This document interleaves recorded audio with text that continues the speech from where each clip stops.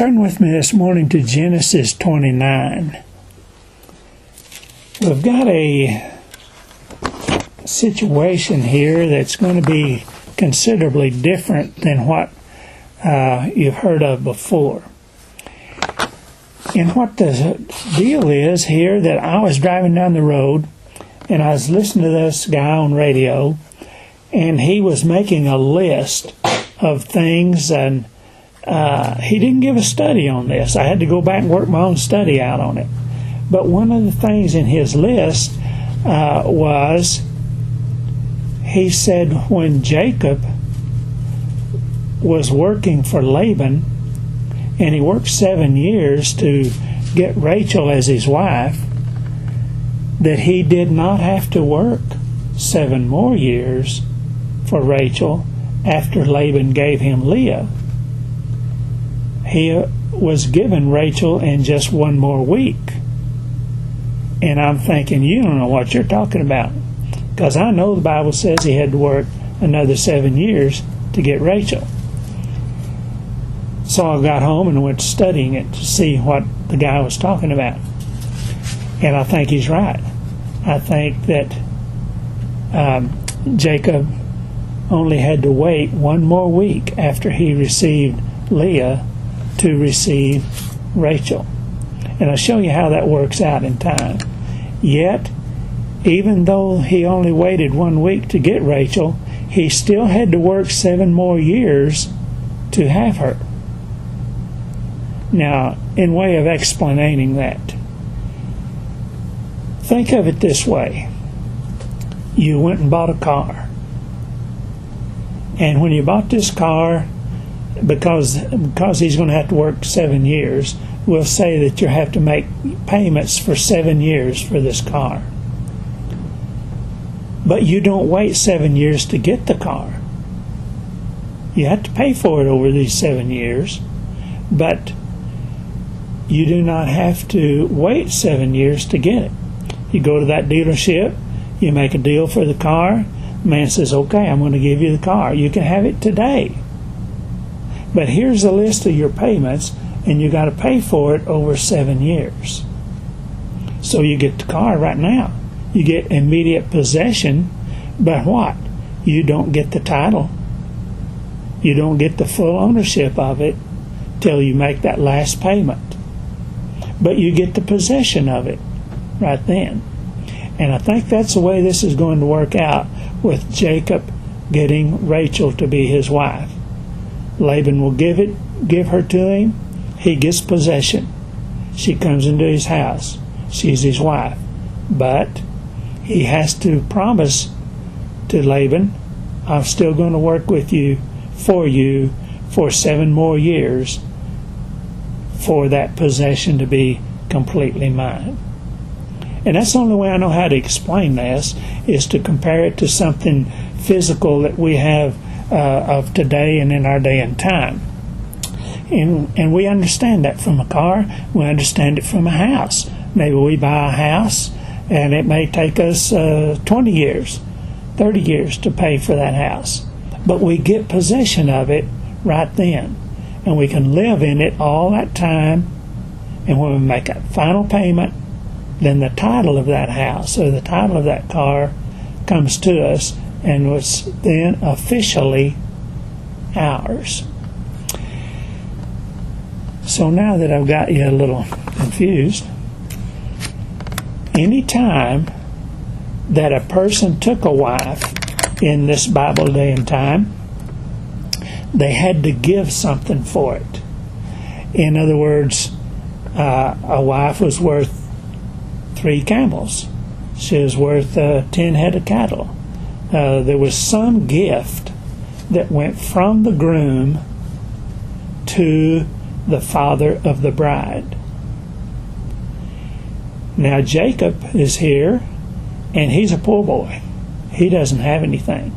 Doesn't have any camels, doesn't have any cattle, doesn't have any sheep, doesn't have any money. He has no way to give Laban a gift for the daughter.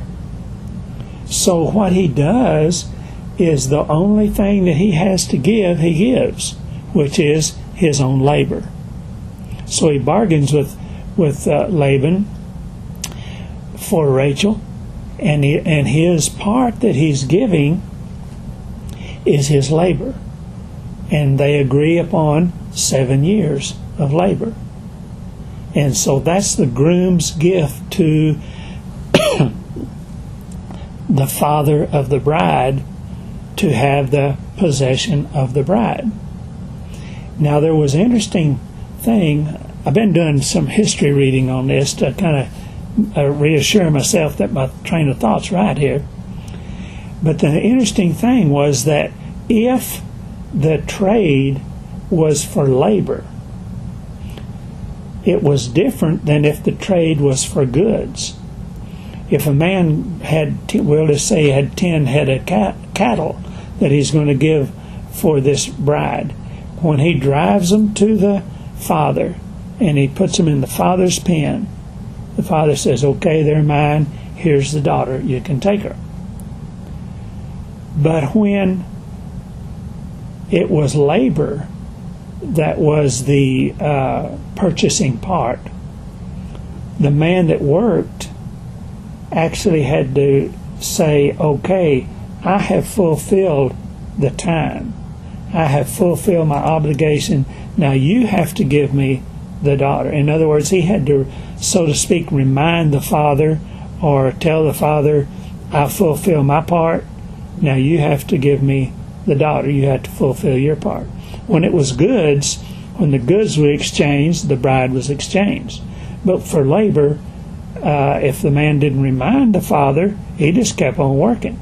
So he had to be, and we'll see that in this, how this plays out, that he actually had to remind the father, I have fulfilled my service. Now it's you have to fulfill your part of the contract also. Another real important thing about this that I find, and I didn't realize this was quite this strong, and there's only one verse in here that will remind us of it. And it was that the groom was obligated to give a feast for 1 week for the bride. And this was to be a honor and a respect to the bride, and all of the family and all the people that were invited would come to the feast. And while they were at the feast then, this would last a whole week, and it was called her week. In other words, it was the bride's week of this feast, and sometimes elaborate situation. And isn't that kind of what we say today? I hear people talk about the wedding and they say, well, the wedding is for the bride. She gets the prettiest dress, she gets the best cake, everything is done in an honor to the bride. Well, it's probably carried on from this very day and time back here. This whole week was given to the bride. And that'll become real important to us as we read this and go through it. Okay, I want to start with, to bring up this whole situation, that from the beginning, even though you've heard part of this story before, we want to start with the beginning of it. Now we'll skip back in Genesis 28, verse 2. And this is Isaac talking to Jacob and telling Jacob where to go find a wife. It just so happens we had this verse in our Sabbath school even today. 28:2. Arise and go to Padanaram, to the house of Bethuel, thy mother's father, and take thee a wife from thence of the daughters of Laban, thy mother's brother. So this is his Isaac's command to Jacob. I don't want you marrying the daughters of Canaan. I don't want you to marry these foreign daughters. I want you to go back to the household of our ancestors and get a daughter there. And so we can figure this out, that this is his cousin that he would be marrying, if that's the way the situation played out. Okay. Now then to Genesis 29, starting with verse 1. Then Jacob went on his journey, and it came into the land of the people of the east. And he looked, and behold, a well in the field, and lo, there were 3 flocks of sheep lying by it, for out of that well they watered the flocks, and a great stone was upon the well's mouth. And thither were the flocks gathered, and they rolled the stone from the well's mouth, and watered the sheep, and put the stone again upon the well's mouth in its place. Now that's just giving a situation. That's not saying it was done. It's saying what the situation would be was that these flocks would gather at the well, and then the stone would be taken off and they were watered. Again, I find in the history of that day and time that whoever dug the well had control of it, and no one could take the rock off the well until the owner or one of his representatives were present. And that's the reason it says there's already 3 flocks laying down here. They're waiting to be watered, but no one will take this rock off because Laban or one of his representatives had to be there. And I guess that was kind of a thing of respect, but it was his possession, and they were all free to water out of it, but only if his representative was present. And we'll see that as we go. And Jacob said unto them, My brethren, whence be ye? And they said, Of Haran are we. And he said unto them, Know ye Laban, the son of Nahor? And they said, We know him. Now remember, back in 28, that's where Isaac told him to go, to Nahor. Verse 6, And he said unto them, Is he well? And they said, He is well. And behold, Rachel his daughter cometh with the sheep. Okay, here comes the representative. See, these men are there waiting to water the flocks, but they can't do it until Laban or one of his representatives comes. And so they tell him, Rachel will be here in a little bit, and when she comes with her sheep, then we'll be free to open the well and water the flocks. And he said, Lo, it is yet high day, neither is it time that the cattle should be gathered together. Water ye the sheep, and go and feed them. And they said, We cannot, until all the flocks be gathered together, and till they roll the stone from the well's mouth, then we water the sheep. And that's the reason they were waiting. They had to have Rachel there, or some other representative, before they could do that. And while he yet spake with them, Rachel came with her father's sheep, for she kept them. And it came to pass, when Jacob saw Rachel, the daughter of Laban, his mother's brother, and the sheep of Laban, his mother's brother, that Jacob went near, and rolled the stone from the well's mouth, and watered the flock of Laban, his mother's brother. And Jacob kissed Rachel, and lifted up his voice, and wept. Now, I researched this a little bit, and this was not a romantic kiss that he gave her. It was the normal greeting of that day and time. And we'll see it again in a minute, coming from a man to a man, the same words. But it was today, like we might say, a handshake or a hug. It was something that was done with close kinfolks that was not necessarily romantic. It was just that proper, warm, and cordial greeting that they would give to them. So that's how he says, well, it says also, he lifted up his voice and wept. I think this was from emotion. He had been on this long journey, coming here, and he wasn't even sure where he was. And he had to ask these men, where are you from? Do you know Laban? And all this kind of thing. So he's swept up with the moment that he was able to roll the rock away and water the flock. and I'm sure he is really impressed with Rachel, because he thinks she's the prettiest thing that he's ever laid his eyes on. So all of this brings quite an emotion to him. So he has we'll call it an emotional weeping time here. Then verse 12.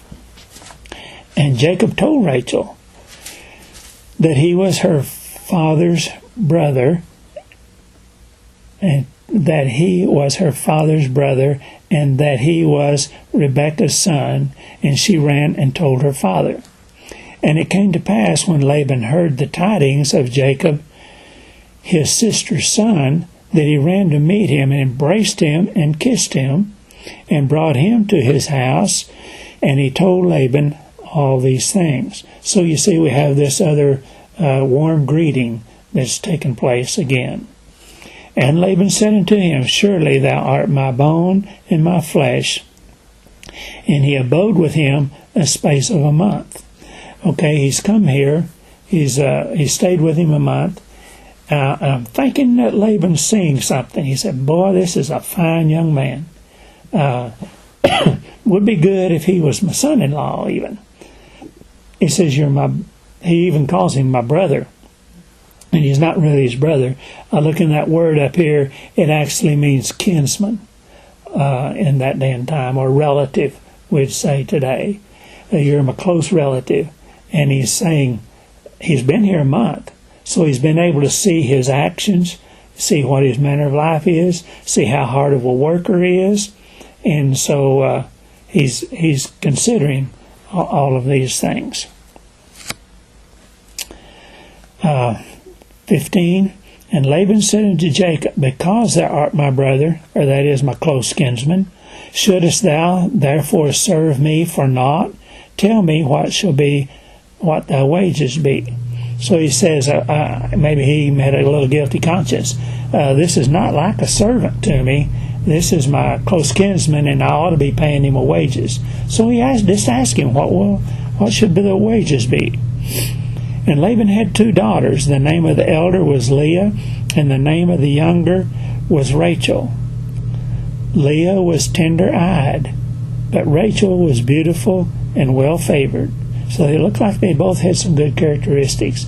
It wasn't that either one of them was bad. He could see well-favor in both of them.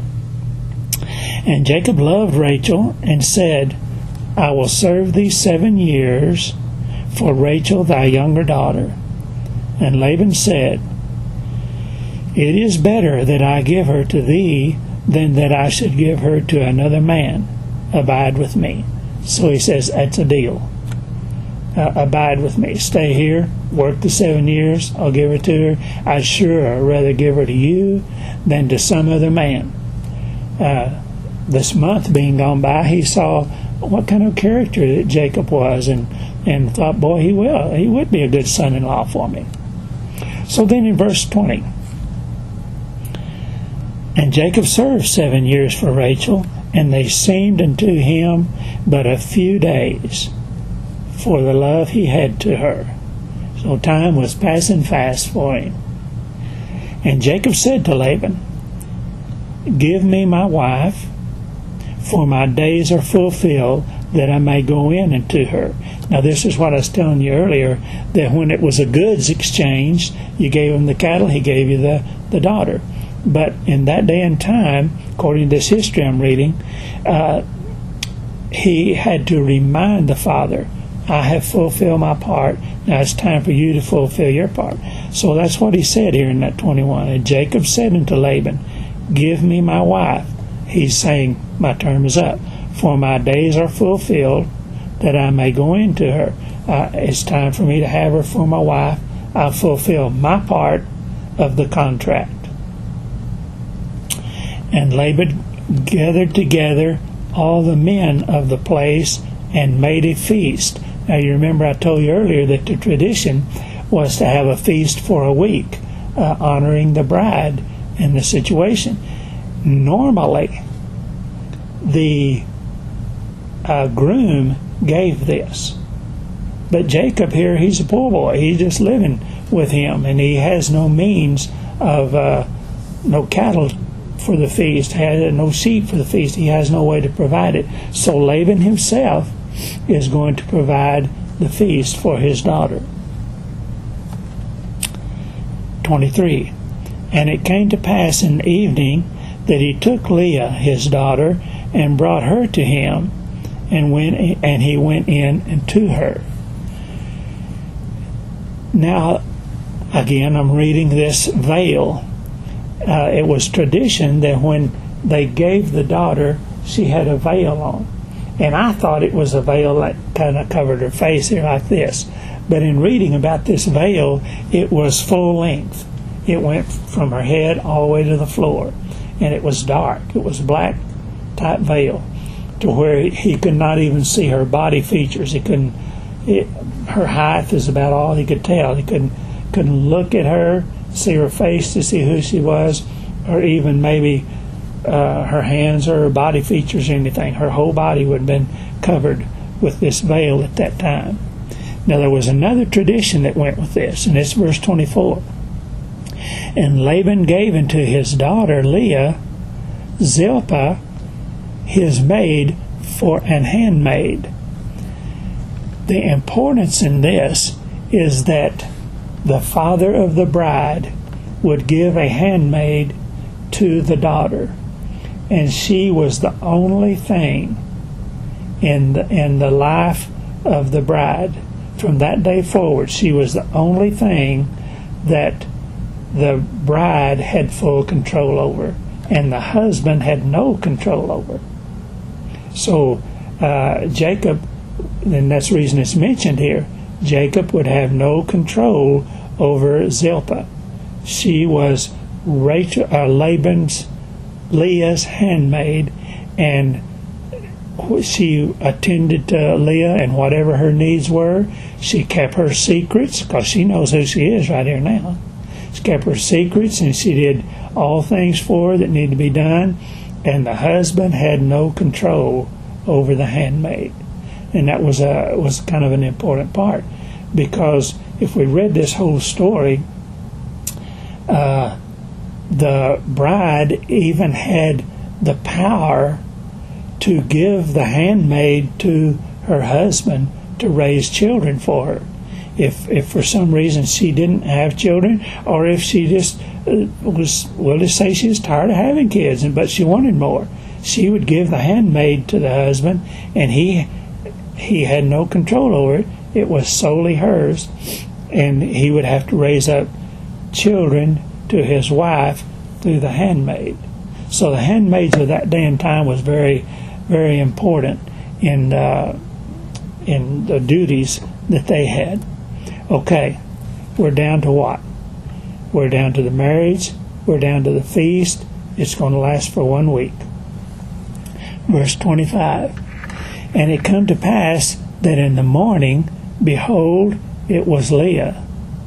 And he said to Laban, What is this thou hast done unto me? Did not I serve with thee for Rachel? Wherefore then hast thou beguiled me? He's accusing him of breaking a contract. And your word in that day and time was more than anything. You know that even the word of the king, if he said, kill this guy, they had to kill him. If he said you did not, you fell down and worshiped the idol, or you didn't fall down and worship the idol, I'm going to throw you into the fiery furnace. It took place. Their word was that important. So Laban had given his word for Rachel, but he gave him Leah. So he's accusing Laban here of breaking the contract. So Laban wants to stand up for his word. He's got to fulfill what he originally said. 26. And Laban said, It must not be so done in our country, to give the younger before the firstborn. I had to give the older one to you because it's a custom in our country, and I had to do that first. Jacob's still on him. You got to fulfill your contract. So then this is what Laban says in 27. Fulfill her week, and we will give thee this also for the service which thou shalt serve with me yet 7 other years. So we have that week that's so important. And so he says, let Leah fulfill her week. Don't make me give you Rachel right now. Let Leah fulfill her week, and we, I guess that would be Laban and his wife, and we will give thee this also for the service which thou shalt serve with me yet 7 other years.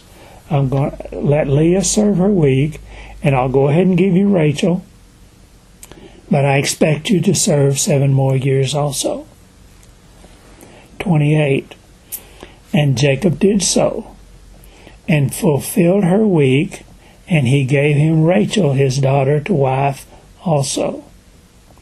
So it looks like here that Jacob did so. That is, he let Leah have her week of glory, of being the special bride, and he says, fulfill her week. And he gave him Rachel, his daughter, to wife also. So it looks like after 1 week, he gave Rachel, said, we will. I guess he and his wife said, we'll honor the contract. We'll honor what we said. After 1 week, we'll give you Rachel also, but I expect you to work 7 more years for that.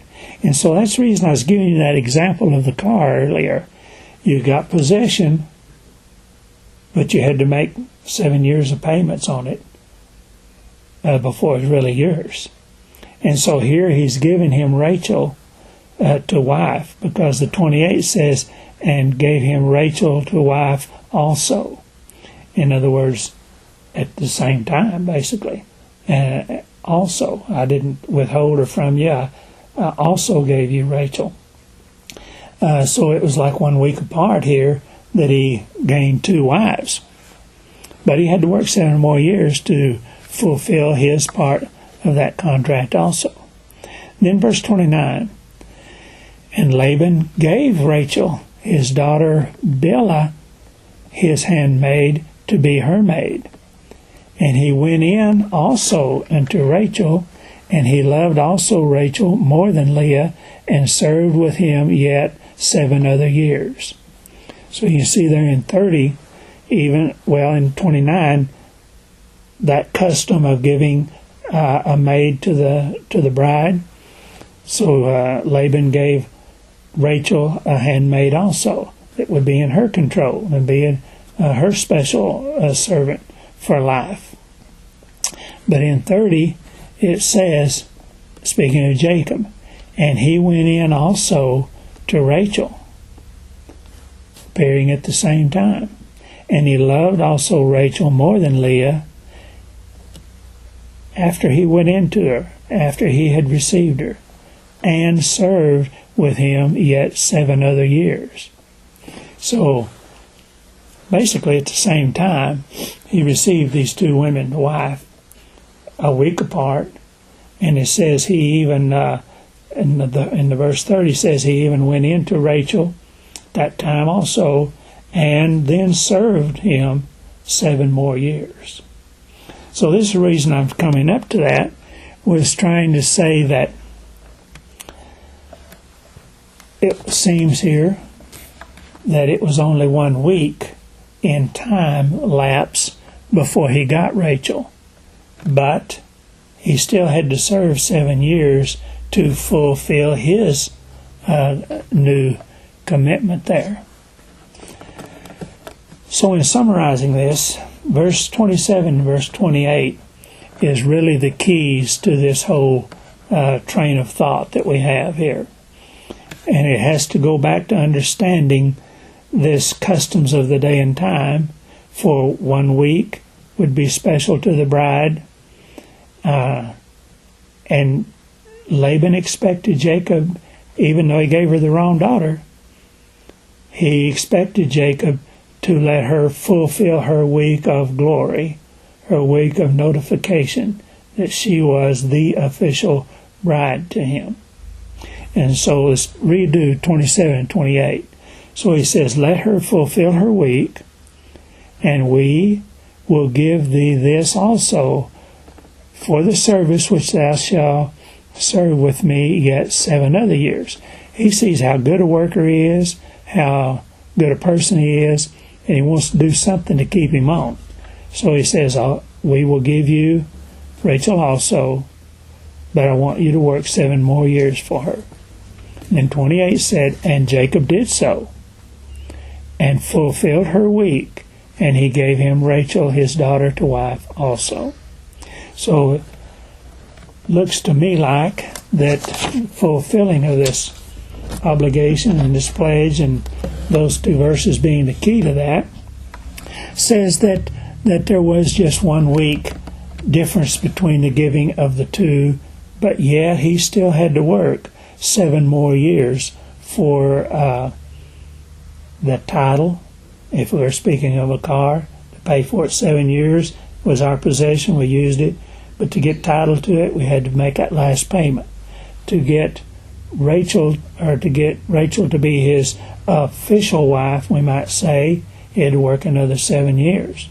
Well, if we read in this whole story, which we won't go into now, but Rachel could not have any children during this period of time. So she gave Jacob Bilhah, the handmaid, to raise up children for her. Eventually, God did bless Rachel and let her have children. But during that period of time, only Bilhah raised children for him. Yet his extreme love was still and officially for Rachel.